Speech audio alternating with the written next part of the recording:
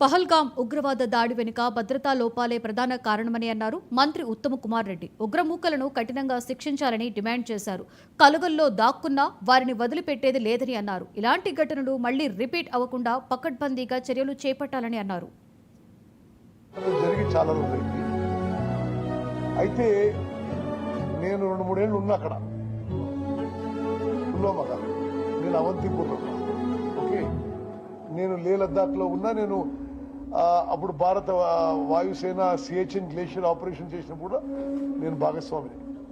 Okay, అయితే కొంత నాకు ఆశ్చర్యం కలిగించే విషయం అయితే,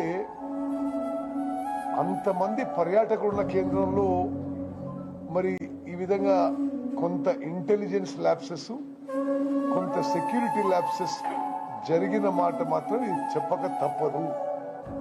Notwithstanding that, as a country, we must, in this situation, act. ఇంత పెద్ద సంఘటనలు జరిగి చాలా రోజులైంది.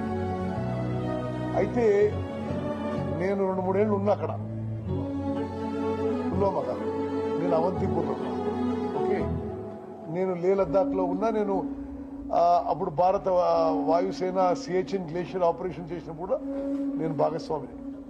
ఓకే, అయితే కొంత నాకు ఆశ్చర్యం కలిగించే విషయం అయితే,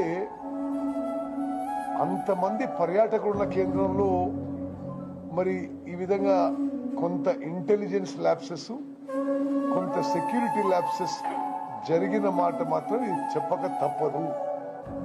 నాట్